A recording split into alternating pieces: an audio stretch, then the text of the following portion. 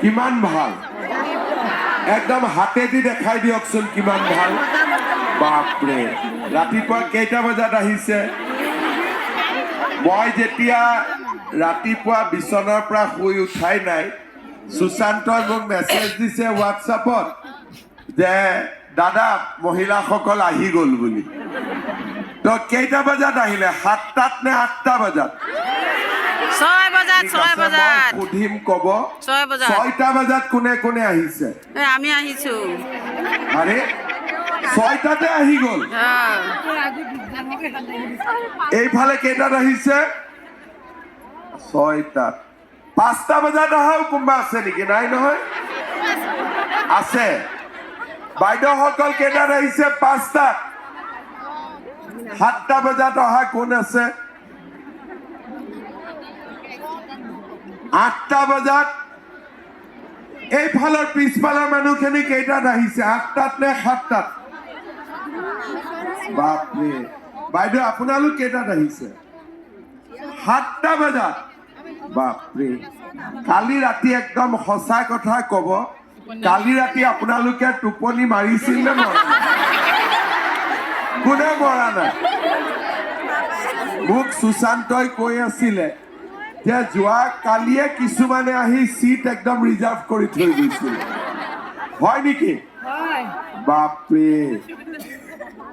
এতিয়া বহু দিনৰ পৰা ৰখি আছিলে আমি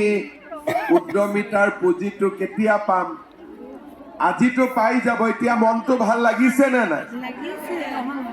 কিন্তু ভোকটোকো লাগিব নেকি ইমান দেৰি হ'ল লাগিছে ৰাতিপুৱা কোনে কোনে ঘৰত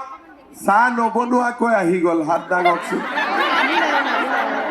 কোনেও চাহ নাই বনোৱা আমি ভাতে বনাই আছো ঘৰৰ মানুহজনে কেনেকে খাব চাহ আজি আমি ভাত বনাই আছো নাখায় নিজে বনাব পাৰিব আৰু দুপৰীয়াৰ ভাত কি হ'ব দুপৰীয়াৰ ভাত ঘৰত কোনে বনাব আমি বনাই থৈ আহিছো নাজানে আৰু আমি বনাই খাই চিন্তা থৈ কৰা নাই ইমান ঠিক আছে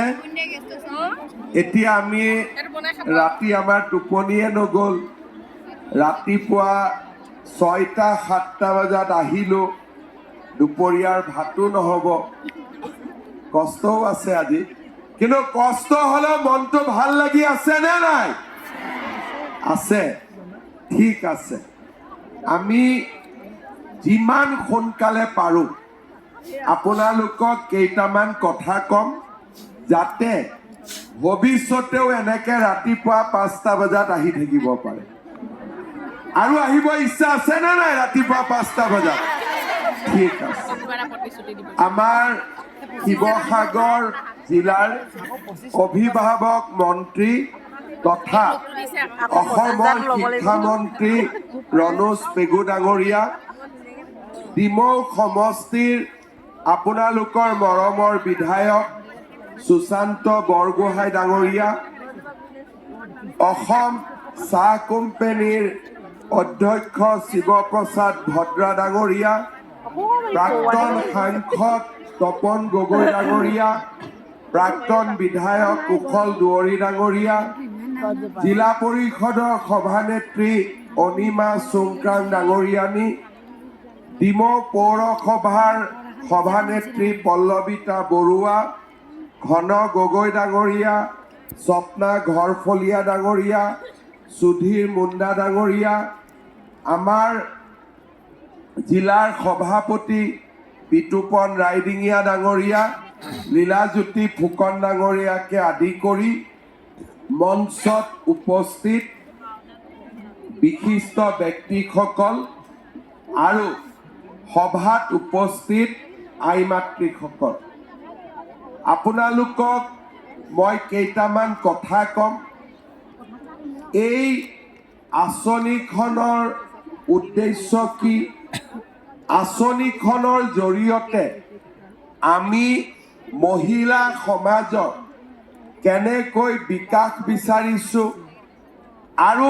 এই আঁচনিখনে ভৱিষ্যতে আমাক কেনেকৈ সহায় কৰিব তাৰ বিষয়ে মই কেইটামান কথা আপোনালোকক ক'ব বিচাৰিম।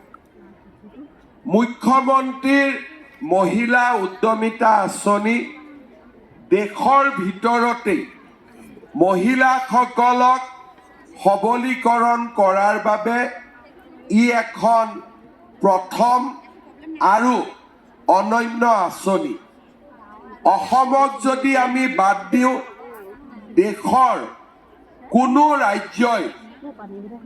আত্মসহায়ক গোটসমূহক লগত লৈ এনেকুৱা ধৰণৰ বিশাল কাৰ্যসূচী